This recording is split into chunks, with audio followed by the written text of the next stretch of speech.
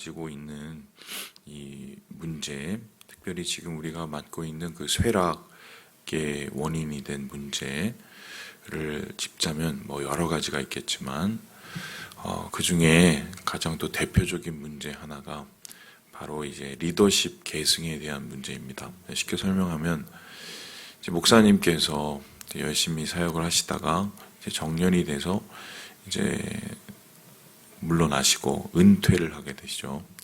그리고 은퇴를 하면서 새로운 목사님을 뽑고 또 새로운 목사님에게 자기의 리더십을 이렇게 넘겨주게 되는데 그 은퇴가 정말 은혜로운 퇴장인지 아니면은 그냥 은밀한 퇴장인지 굉장히 헷갈릴 때가 있습니다. 대부분의 목사님들이 다 그런 건 아니겠지만 일부 소위 말해서 그 몰지각한 목사님들 대부분 그런 목사님들은 보면은 가진 게 많은 이뤄놓은 게 많으신 분들이죠. 교회에 대한 애착이 너무 큰 나머지 그 리더십 계승에 실패하는 경우가 많습니다. 보통 두 가지의 형태로 그 실수들이 나타나는데 이 첫 번째는 공식적으로는 은퇴를 하시면서 비공식적으로는 계속적으로 교회에 대해서 영향력을 행사하시는 겁니다. 이제 우리가 이것을 가지고 상왕이라고 그러죠. 상왕. 그래서 새로 목사님을 세우기는 하지만 그 목사님의 권위를 자기의 권위 밑에 놓고 소위 말해서 원로 목사님이 전체 교회에 대한 영향력을 계속적으로 사용하게 되는 이것이 문제가 돼서 신구 간의 갈등이 일어나고 이제 그러면서 교인들이 이 때문에 또 시험에 들고 또 교회가 사분오열되고 어려워지고 뭐 이런 일들이 있습니다. 심지어 부자 간의 이 갈등도 나타나기도 한다. 그러니까 이제 목사님들이 제대로 내려놓지 못하는 거죠. 두 번째로 나타나는 잘못된 리더십 계승의 모습이 무엇입니까? 우리 목회자들이 많이 욕을 먹고 있는 세습입니다. 목회자 세습. 왜 세습을 하느냐? 왜 아들이 아니면 사위? 왜 그들에게 물려주느냐? 서울에 있는 굉장히 큰 교회 목사님에 따르면 이 자기가 가지고 있는 이 목회 그리고 이 목사의 길은 굉장히 힘든 길이고 어려운 길이고 십자가의 길이기 때문에 이거를 맡을 사람이 없다. 그래서 이 중한 짐을 나는 내 아들에게 맡길 수밖에 없다. 이렇게 이제 얘기를 하셨죠. 그래서 소위 말해서 자기가 믿을 만한 아들 사위에게 물려주고 그것이 거의 뭐 개인 가정의 기업처럼 이렇게 느껴지는 뭐 이런 모습 때문에 욕을 많이 먹고 있죠. 왜 그러냐고 이제 잘 살펴보면 교회에 대한 애착이 참 많이 큰 겁니다. 왜냐면은 그만큼 열심히 인생을 다 쏟았고 또 자기의 모든 것이라고 할 수 있는 이 결과물이 교회 안에 다 담겨 있기 때문인데 그러한 애착이 진짜 사랑의 애착인가 아니면 집착인가 생각을 해볼 때 결과를 보면 목사님들의 그런 잘못된 리더십의 계승 때문에 교회가 더 힘들어지고 한국교회가 어려워지고 뭐 이런 경우가 비일비재하죠. 그게 한국교회에 가지고 있는 고질적인 문제의 원인이다. 그렇다면 이 리더십 계승에 대한 문제를 우리가 어떻게 해야 될까 이제 고민해 볼 때 사실 오늘 말씀에 정답이 이미 나와 있습니다. 정답이 이미 나와 있어요. 정답이 나와 있다는 거는 그냥 이대로 하면 되는 거예요. 그런데 이대로 하지 않는다는 것은 하나님 뜻보다 더 자기의 뜻이 옳다고 생각하기 때문에 그런 거죠. 그러면 그것은 바른 판단이 아니겠죠. 그렇다면 오늘 말씀에 나와 있는 이 리더십 계승의 가장 모델이 되는 경우가 누구냐? 바로 모세와 여호수아의 계승입니다. 모세는 오늘 이제 나이가 120살이 이제 거의 다 되었어요. 그리고 이제 가나안 땅에 이제 거의 다 도착하게 되었습니다. 모세의 사명은 이스라엘 백성을 데리고 출애굽해서 가나안으로 인도해 내는 것이기 때문에 실제로 그의 사명이 여기서 다 끝난 것이라고 해도 과언이 아닙니다. 하나님께서는 이제 이 모세를 연한과 기한이 다 하고 사명이 다 했기 때문에 이제는 데리고 가셔야 돼요. 그리고 그에게 앞으로 어떤 일이 일어날 것인지를 얘기해 주게 되는데요. 자, 우리 함께 12절의 말씀을 같이 한번 읽어보도록 하죠. 시작. 여호와께서 모세에게 이르시되 너는 이 아바림 산에 올라가서 내가 이스라엘 자손에게 준 땅을 바라보라. 먼저 모세에게 산 위에 올라가서 가나안 땅을 쭉 바라보게 했습니다. 그렇게 하신 이유는 아마 모세를 위로하기 위함이 아닌가. 이때껏 이곳을 위해서 달려왔는데 모세여 봐라. 네가 무엇을 했는지 봐라.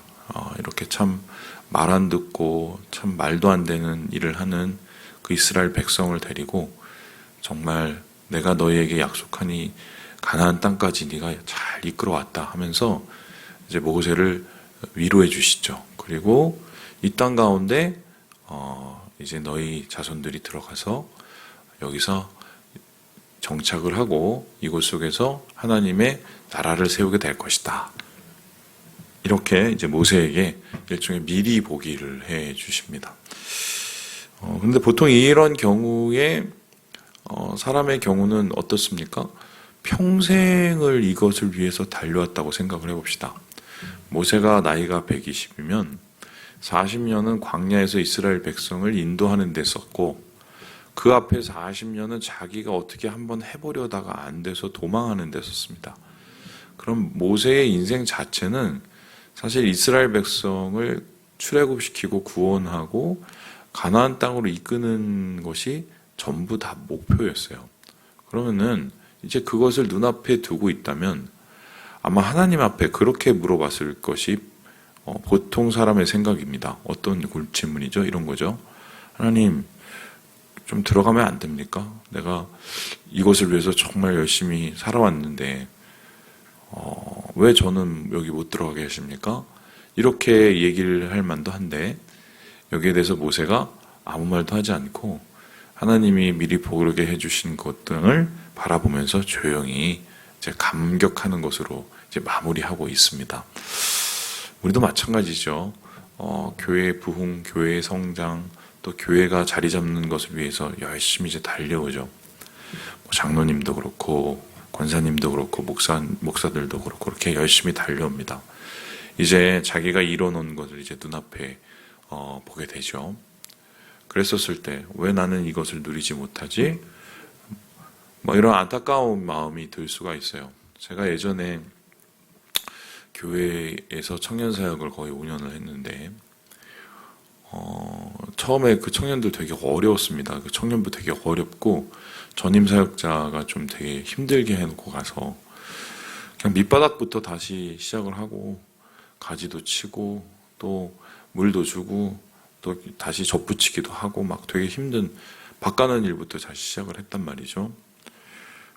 나중에 이제 제가 나올 때 이제 부흥은 했는데 이제 막 뭔가 이제 꿈틀거리기 시작하고 이제 놔두면 정말 이렇게 굉장히 커지고 이제 그런 상황이었어요. 근데 하나님께서 이제 여기까지라고 보셔갖고 제가 거기서 이제 머물고 소위 말해서 이제 그 다음에 열심히 사역을 한 곳을 열매를 이제 본 사람은 제 뒤에 사역자였습니다.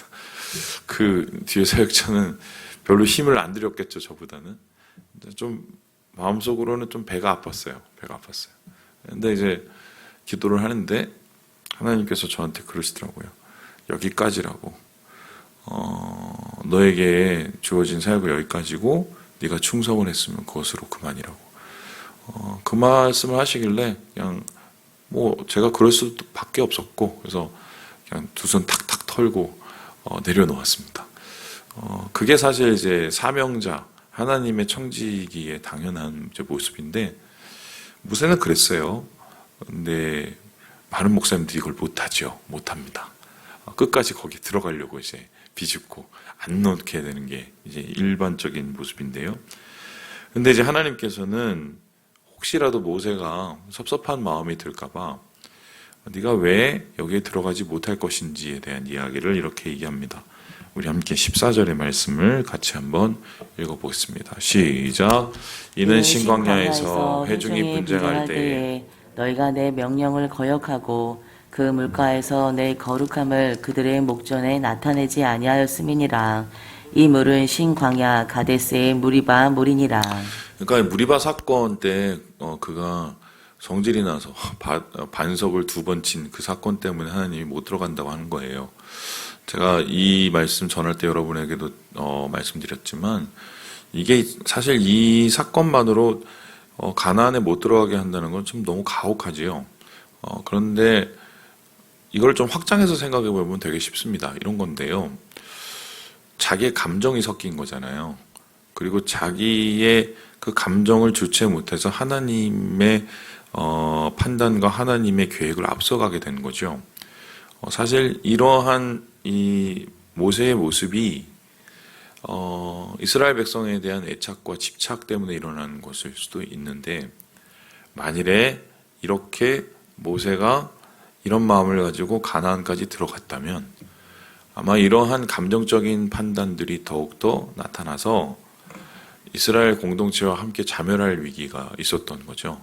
그래서 하나님께서는 애초에 모세의 자존심과 또 모세의 사명의 모습과 또 모세가 가지고 있던 이 사역의 그 열매들을 지켜내시기 위해서 사실 모세를 여기까지 하시고 데려가신 거라고 보면 됩니다. 한마디로 모세의 이름을 지키시기 위해서 그러셨는데 그래서 모세는 이 얘기를 듣고 깨끗이 마음을 접습니다. 그리고는 그만두기 전에 하나님 앞에서 이제 소위 말해서 사임하기 전에 하나님 앞에 한 가지의 말을 딱 물어봅니다. 이제 일종의 고별을 앞둔 하나님에 대한 이제 뭐랄까요?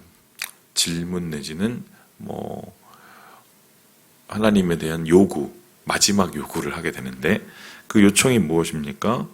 예, 우리 함께 17절의 말씀을 같이 한번 읽어보도록 하겠습니다. 17절입니다. 시작. 그로 그들 앞에 출입하며 그들을 인도하여 출입하게 하사 여호와의 회중이 목자 없는 양과 같이 되지 않게 하옵소서. 저는 이 이야기가 참 마음에 왔습니다. 16절, 17절 보면 하나님 한 사람을 회중위에 세워주세요. 이유가 뭐냐면 목자 없는 양같이 되지 않기 원합니다. 이 마지막까지 자기에 대한 생각과 자기에 대한 여러 가지의 계산을 따지는 게 아니라 이스라엘 백성을 고민하고 생각하고 거기에 대한 여러 가지의 마음을 쓰게 되죠. 이게 진짜 리더입니다. 리더는 보통은 은퇴하고 막 이럴 때 자기에게 뭘 해줄지 노후를 자기가 어떻게 살아야 사실 그 문제 되게 중요해요. 중요하죠. 근데 사실 그거는 그 다음이죠. 왜냐하면은 하나님이 자기에게 세우신 사명이 먼저니까요. 그래서 자기가 이때껏 이끌어온 이스라엘 백성들 그들에 대한 관심과 그들에 대한 여러 가지의 고민을 하나님 앞에 털어놓으면서 하나님 제가 만일에 없게 된다면 이스라엘 백성은 어떻게 해야 될까요? 지도자를 세우셔야 되지 않겠습니까? 자기가 보는 앞에서 그 지도자를 세우기를 원하셨던 것 같아요. 이에 대해서 하나님께서는 그를 또 안심시켜 주시는데요. 우리 함께 18절의 말씀을 같이 한번 읽어보도록 하겠습니다. 시작.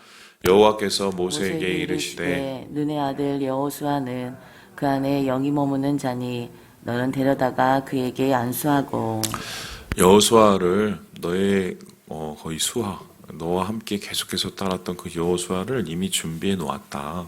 너도 알겠지만 그래서 그를 세워라.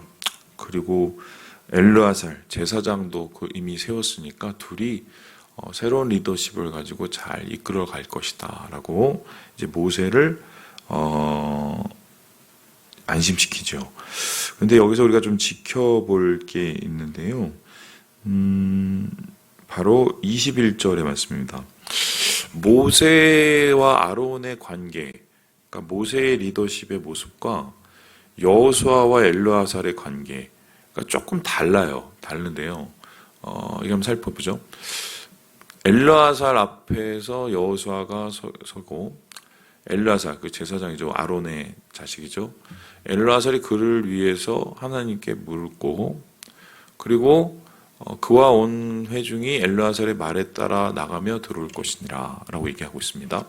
그럼 여기 보면은 모세와 아론의 관계는 여러분 아시는 것처럼 아론을 대제사장으로 세우시긴 했지만 그래도 모세가 아론가 가지고 있는 여러 가지 기능을 다 하고 있었습니다. 하나님의 음성을 듣고 오히려 하나님의 말씀을 가지고 아론을 다그치기도 하지요. 그래서 이제 사실은 모세의 리더십은 거의 전제 왕권보다 훨씬 높은, 그러니까 신정 정치, 제사장과 또한 이 리더, 정치적인 리더의 모든 역할을 감당하는 그것이 이제 모세의 역할이었죠. 엄청난 권력이었죠. 그런데 그것이 이제는 끝났어요. 끝나고 엘르아살은 종교적인 역할을, 그리고 이 여호수아는 정치적이고 군사적인 역할을 이제 감당하도록 이제 권한을 나눕니다. 새로운 리더십을 가지고 새로운 정치 체계를 하나님께서 만들어 가시는데 이 소리는 뭐냐? 이렇게 볼 수 있는데 모세 이후에는 모세와 같은 자가 없더라입니다. 그러니까 모세를 하나님께서 그만큼 신뢰하셨던 것이고 또 모세를 대체할 이제 강력한 리더십은 이스라엘이 앞으로 존재할 수가 없다는 거죠. 결국 하나님께서는 모세에 대한 전적인 신뢰와 그에 대한 충성을 전적으로 하나님 사용하셨고 또 그를 통해서 하나님께서는 출애굽이라는 대업을 달성하게 하셨고 그리고 그것이 다 했었을 때 소위 말해서 모세의 이름과 위상과 명예를 하나님께서 지켜주시는 이 과정이 오늘 말씀 속에서 나타나 있다. 그래서 이 이야기를 듣고 모세는요 23절에 보니까 여호와께서 모세에게 명령하신 대로 하였더라. 뒷말 안 하고 다 하고 내려놓고 한마디로 자기의 최후를 이제 맞이하게 되는 거죠. 자, 그러면은 오늘 말씀 속에서 우리가 보게 되는 교훈은 무엇입니까? 우리가 하나님의 일을 감당할 때 우리가 열심히 하고 애착을 갖기도 하고 우리가 거기에 대해서 최대한 충성을 다해야겠지만 그것은 엄연히 하나님의 일이고 나의 일이 아니죠. 청지기입니다, 우리가. 그럼 청지기는 소임이 닿으면 내려놔야 돼요. 내려놔야 돼요.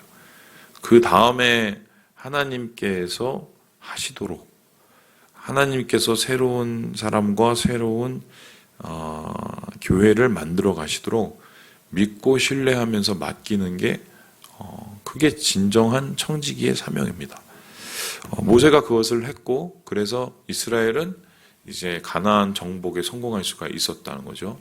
근데 만일에 모세가 여기서 저는 죽어도 못 내려놓습니다 이렇게 얘기를 하거나 아니면 어떻게든 자기 자식을 하나 꽂아놔서 내려놓으려고 했다면 이스라엘 백성의 가나안 정복은 엉망진창이 됐을 것입니다. 바로 이거를 한국교회 목사님들이 못하고 있기 때문에 지금 한국교회가 지금 좌초에 빠진 게 아닌가. 그렇다면은 우리가 한국교회 목사님들부터 저부터 혹은 우리 모든 우리 성도들이 질문을 해야 돼요.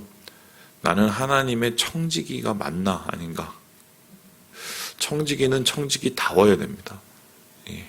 맡겨주신 사명에 충성을 다하면 하나님께서 모세를 높여주시고 모세의 이름을 지켜주시고 모세를 존귀하게 하시듯이 하나님께서 그렇게 존귀합니다. 왜냐하면 우리는 상을 세상에서 받는 게 아니고 바로 하나님께 받고 인정을 사람에게 받는 게 아니라 누구에게 받습니까?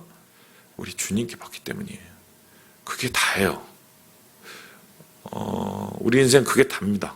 가정을 위해서건 교회를 위해서건 또한 우리가 맡은 삶의 터에서든 우리는 그냥 맡겨주신 사명을 청지기로서 잘 감당할 뿐이에요. 그리고 주님께 맡길 뿐입니다. 그렇게 한 이 청지기를 귀하게 여겨주셔서 대대 이름을 높이시고 또 이 모세를 통해서 영광을 드러내신 것처럼 이 땅에 하나님의 사람들을 그렇게 준비하실 것이다.